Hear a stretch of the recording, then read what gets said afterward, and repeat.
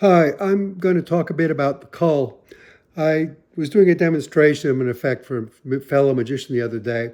So the quality of my cull didn't really matter, and I was appalled to see how bad it had become.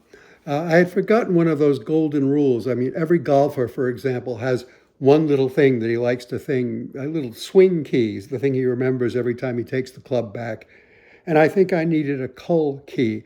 And I wanted to share my cull key with you because I think it's fairly universal. I've looked at and read and studied virtually every video and article about the cull in existence. Well, maybe not every, I must have missed a few.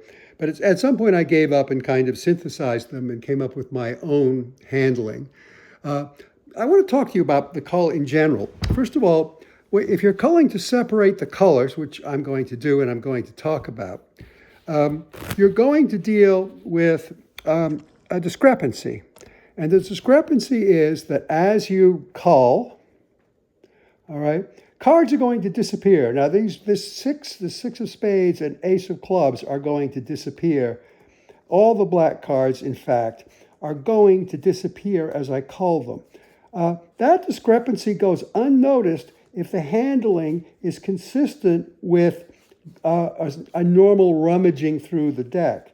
And the trick that I had forgotten, which enables me to do this, is a very simple one. You just have to pay attention to it, like I wasn't doing when I gave that demonstration for my fellow magician. First of all, let me show you we have in fact done the cull. We were right separate. Reds and blacks are now separated. Okay, here's the key. Let me start with a kind of quasi-faro here so that the cards are really mixed up. All right, and then to get a little bit of irregularity, I'll give them a couple of standard shuffles. Okay, that'll mean I have quite a bit of alternating here. All right, I like to start beginning with a guide card because my hands are so dry, I have trouble culling that first card. Basically what you're going to do is you're going to start, okay, here I have a red and a black right away. The first card I cull here, which is going to be this Jack of Hearts, is going to be the cards that go to the back. The black cards are going to be the ones that go in the front. Now, here's what happens. When I get to this particular point, that 5 of diamonds is going to be pulled in as far as I can. Let me see if I can show you why. I'm going to pull it all the way flush with my right fingers because I do not want to have to bring this 8 of clubs back before I push it in. Let me show you what I mean here. Okay. Okay, so if I bring the 5 just a little bit in, I'm going to have to bring this 8 back before I can get it in front of the red card behind it, the 5 of diamonds. But if I bring that 5 of diamonds all the way back, I don't have to move that 8 of clubs to the left. Or if I do, it's just very slight movement. So it's consistent with every other card that goes in. So look, the 8 of clubs stays there. The 8 of hearts, I don't have to pull back. These go in back. All right. When I get to that last heart, in this case the 7, I really pull that in all the way so that I don't have to pull that 10 of clubs back. And I go that way through the entire deck. All right, I'll go through the entire deck now slowly as if I'm counting the cards, and I'll show you what I mean. Each card should be consistent, pushed over in the same way as its predecessor. I have little flexibility, but no hesitation and no irregularity. Consistency is the key.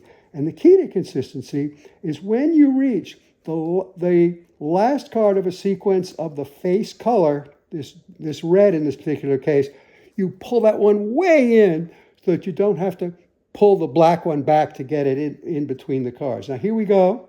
Okay, they're all separated, and as always with a cull, you're going to have to cut at the break here to get the cull to be perfect. Okay, for the fun of it, I'll do that one more time without saying anything. See if I can do it at least reasonably well twice in a row. Here we go.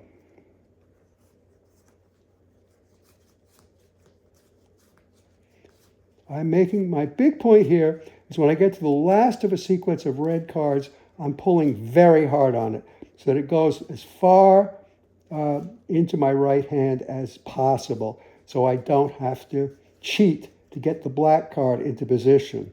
All right, here's that Jack of Hearts. I pulled way in, and that allows the rest of the black cards to go where they belong. So I'm one cut away from a perfect separation of the cards into red and black. I don't know if that will be helpful. I don't know if this is kind of a chronic problem with the cull, but it was with me, and I thought I'd share it with you, if only to remind myself in the future. I can go back and check out this video. See you soon.